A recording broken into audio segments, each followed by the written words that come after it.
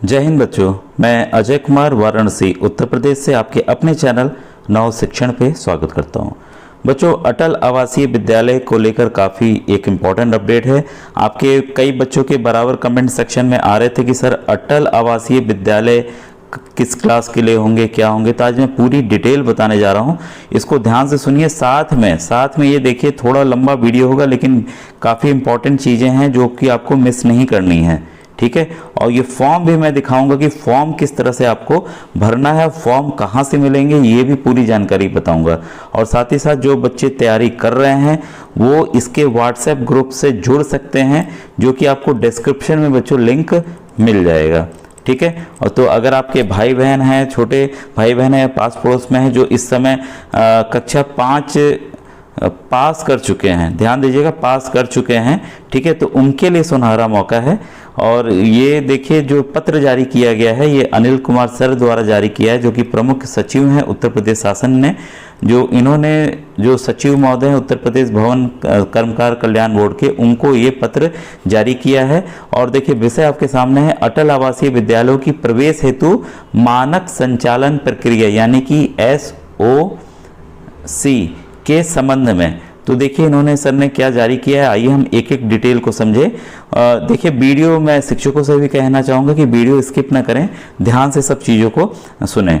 अब देखिए, ये पुराने पत्र का इन्होंने दिया है माध्यम, जिसके माध्यम से अन्य अटल आवासीय विद्यालयों में प्रवेश परीक्षा मंडलीय स्तरीय अनुश्रवण समिति, ध्यान दीजिएगा, हर एक जगह की जो मंडलीय स्तरीय अनुश्रवण समिति होगी के माध्यम से कराए जाने के संबंध में प्रवेश हेतु मानक संचालन प्रक्रिया यानी कि SOP है, स्टैंडर्ड ऑपरेटिंग प्रोसीजर, तैयार कर उपलब्ध कराते हुए आवश्यक कार्रवाई कराए जाने का अनुरोध किया गया है।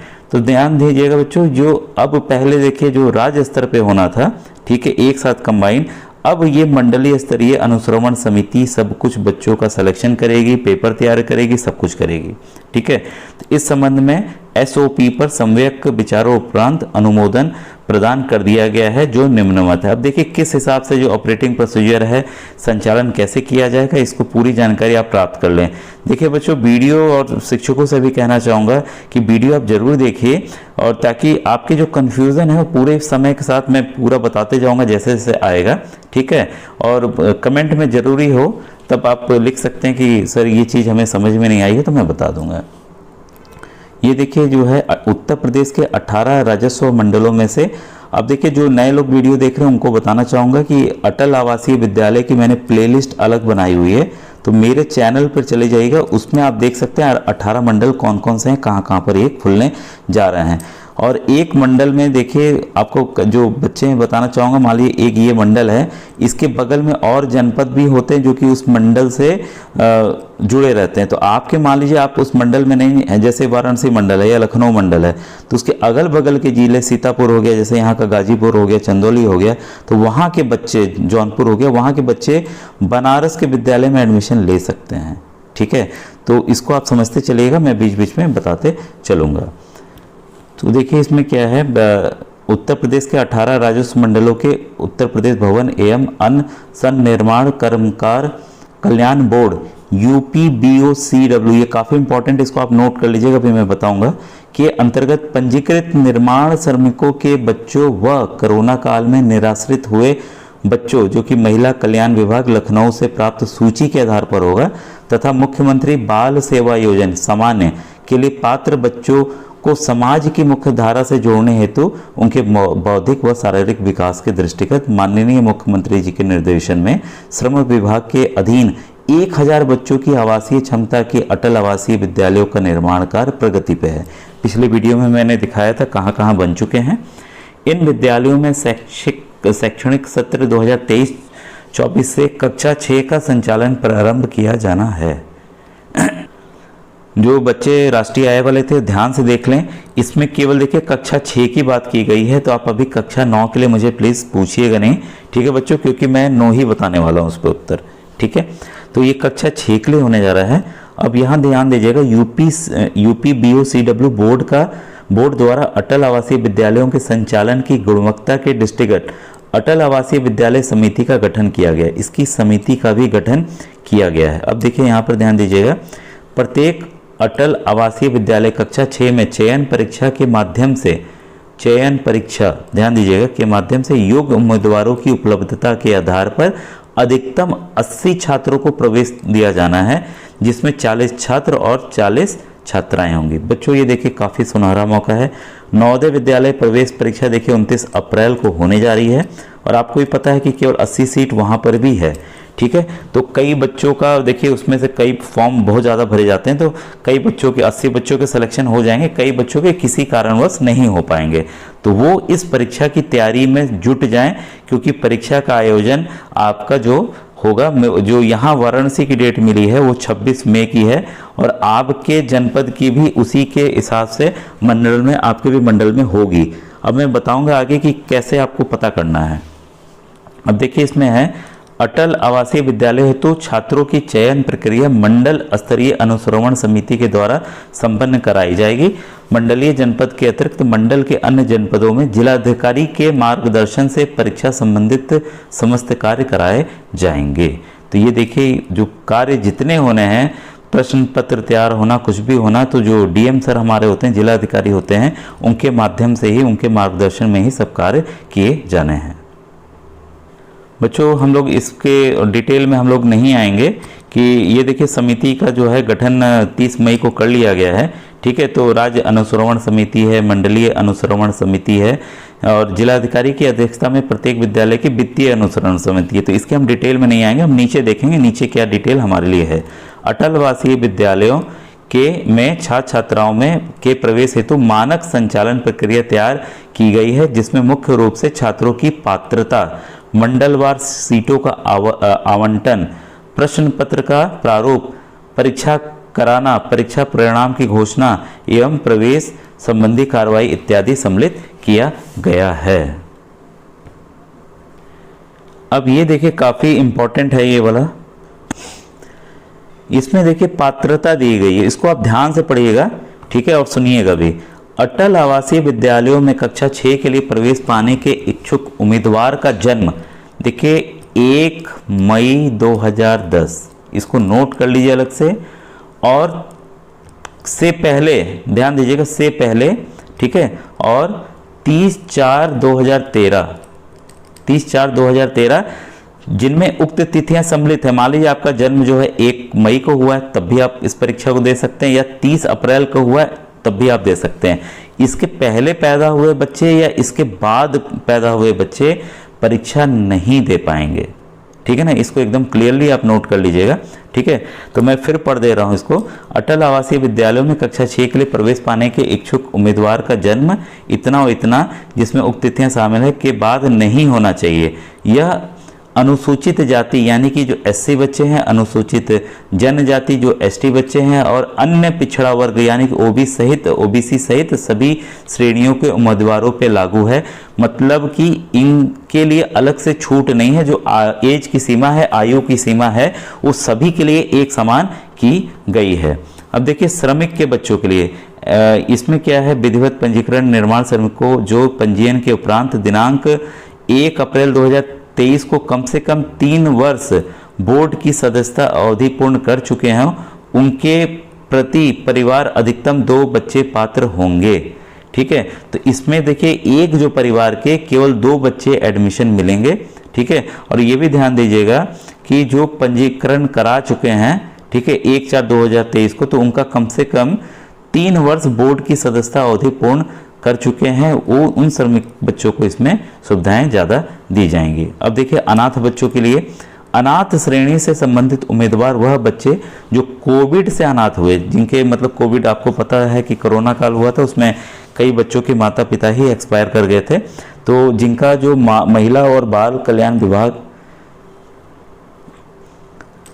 में पंजीयन हो अथवा मुख्यमंत्री बाल सेवा योजना हेतु पात्र बच्चे जिनकी आयु 10 और 13 वर्ष के मध्य हो, वो भी इसके लिए पात्र हैं। श्रमिक बच्चों के साथ साथ ये जो अनाथ बच्चे वो भी पात्र हैं।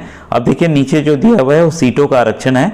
कुल सीटों के स्थानों में 27% ओबीसी यानी कि अन्य पिछड़ा वर्ग, 21% अनुसूचित जाति और 2% जो है अनुसूचित जनजाति के अभ्यर्थियों के लिए आरक्षण का प्रावधान किया गया। बाकी जो सीटें हैं वो जनरल के बच्चों के लिए रहेंगी, मतलब 27% आपकी ओबीसी हो गई, ठीक है, 21% आपका एससी के बच्चों का हो गया और 2% आपका एसटी का हो गया। यानी कि 20 सीटें लड़कों की और 20 सीटें लड़कियों की, जो जनरल के बच्चे हैं, समान वर्ग के बच्चे, उनके लिए है। अब बच्चों देखिए, अभी मैं फॉर्म भी दिखाऊंगा। बायोडाटा कहाँ देना है ये ध्यान रखिएगा। ये देखिए, ऑफिसर के माध्यम से किए जाने के उपरांत बायोडाटा 2 प्रतियों में तैयार कर, मतलब 2 सीट आपको तैयार करनी है। जिलाधिकारी की अध्यक्षता में गठित समिति को उपलब्ध कराया जाएगा। नोडल ऑफिसर से प्राप्त रिपोर्ट जिलाधिकारी की। अब ये देखिए, ये अलग चीजें हैं, इस पर हम लोग डिटेल में नहीं जाते हैं, ठीक है। अब देखिए, यहाँ जो दिया गया है, जो मंडलीय स्तरीय अनुश्रवण समिति है, प्रवेश परीक्षा मई माह के द्वितीय पक्ष में संपन्न कराना सुनिश्चित करेगी। अब देखिए, साफ साफ आ गया। द्वितीय पक्ष का मतलब ये हुआ बच्चों, आपकी परीक्षा जो है 15 और 30 मई के बीच में हो जाएगी। ध्यान दीजिएगा, जैसे मैंने वाराणसी का आपको डेट बता दिया है कि 26 मई यहाँ पे शायद तय की गई है, ठीक है। कंफर्म हो जाएगा भी कुछ दिनों में, और आपके भी मंडल में कंफर्म हो जाएगा, क्योंकि हर एक समाचार पत्र में इसकी सूचना दी जाएगी। तो आपको डेट पता चल गई कि आपकी परीक्षा कब है, ठीक है। आप नवोदय विद्यालय प्रवेश परीक्षा से जब खाली हो जा रहे हैं अप्रैल में, तो फिर से आप लग जाइएगा, क्योंकि पैटर्न बच्चों वही आना है, ठीक है। तो ये आपको एकदम क्लियर हो गया कि एग्जाम कब होने जा रहा है आपका। अब देखिए, एक और चीज दिया हुआ है, प्राप्त आवेदनों को सूचीबद्ध कराते हुए इलेक्ट्रॉनिक माध्यम से डाटा संकलित करते हुए अभ्यर्थी का प्रवेश परीक्षा केंद्र निर्धारित करना। मतलब ये जो कंप्यूटर के माध्यम से ही आपका सेंटर जहां जाएगा वो पता चल जाएगा। प्रवेश पत्र जो है, प्रवेश परीक्षा से कम 1 सप्ताह पूर्व अभ्यर्थियों को प्रवेश पत्र निर्गत करना। मतलब मान लीजिए आपका 26 है तो 16 तारीख तक आपके एडमिट कार्ड आ जाएंगे, ठीक है। और इसके बाद है जो इम्पोर्टेंट मैं बता देता हूँ, प्रश्न पत्र प्रणाली संलग्न 4 के अनुसार होगी। अच्छी प्रणाली भी दी हुई है, मैं अभी देख नहीं पाया उसको। प्रवेश परीक्षा हेतु पहले देखिए जो बताया गया था कि नवोदय के पैटर्न पे होगी, तो वही पैटर्न होगी बच्चों, ठीक है। प्रवेश परीक्षा हेतु परीक्षा केंद्रों की समस्त व्यवस्था एवं कक्ष निरीक्षक की ड्यूटी लगाना, तो ये भी रहेगा साथ में। अब देखिए, प्रवेश परीक्षा के दिए जाने वाले कार्य, इससे हमें नहीं मतलब है।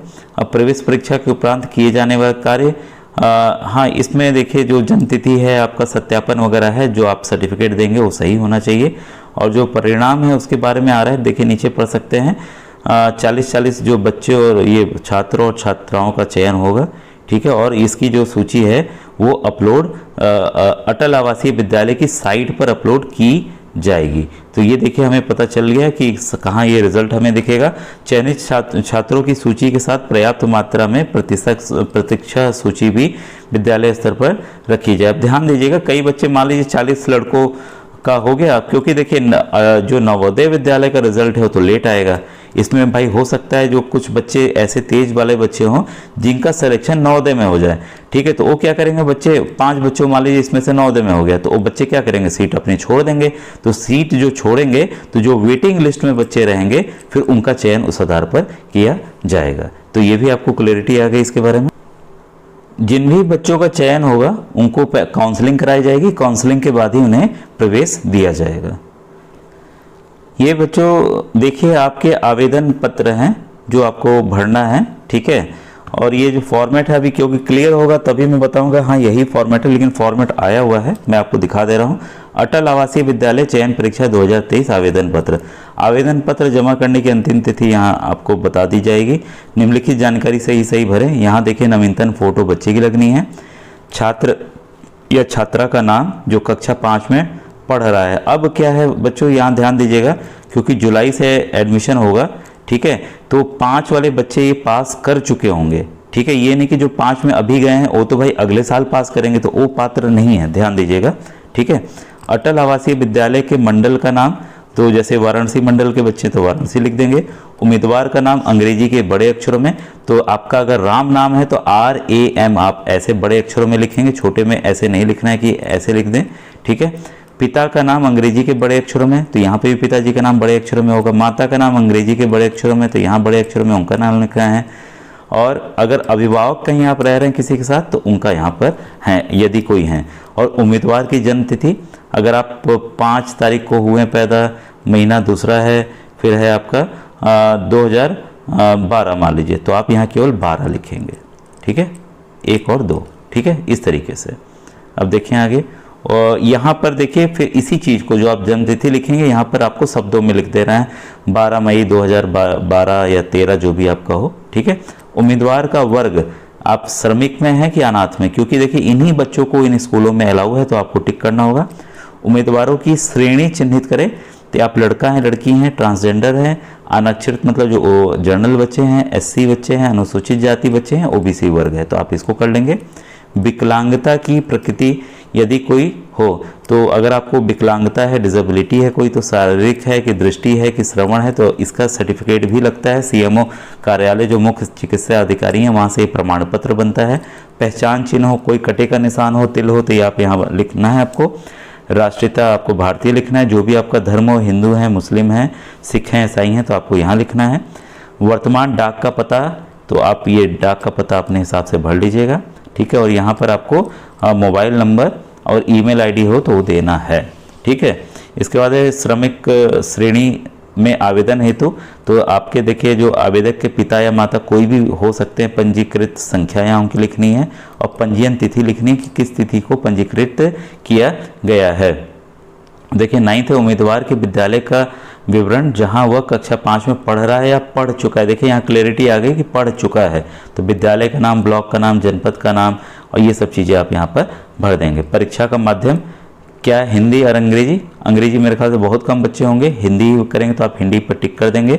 आवेदक उम्मीदवार का हस्ताक्षर, तो बच्चे अपना साइन ऐसे नहीं कैसे आपको कर देना। अगर आपका नाम राम है तो राम लिखिए आराम से, ठीक है, पूरा नाम लिखना है। और यहाँ माता और पिता घोषणा करेंगे जो भी हों, ठीक है, यहाँ पर अपना हस्ताक्षर जो है कर देंगे, ठीक है। और अभिभावक हैं तो वो यहाँ पर हस्ताक्षर कर देंगे। मतलब आपको यहाँ प्रमाणित करना है जो भी आप जानकारी दे रहे हैं वो सब चीज़ें सही हैं, ठीक है। तो अगर कुछ भी पाया जाता है तो आपको रद्द किया जा सकता है आपका बच्चे का, तो ये ध्यान रखना है। और ये पावती है कि उम्मीदवार का नाम, पिता का नाम, आवेदन पत्र प्राप्त ये करने की तिथि, और जहां आप ऑफिस में जमा करेंगे वो ये रसीद देंगे कि आपने फॉर्म जमा कर दिया है। तो ये थे देखिए काफ़ी इंपॉर्टेंट अपडेट जो मैं आपको बताना चाह रहा था। Thank you.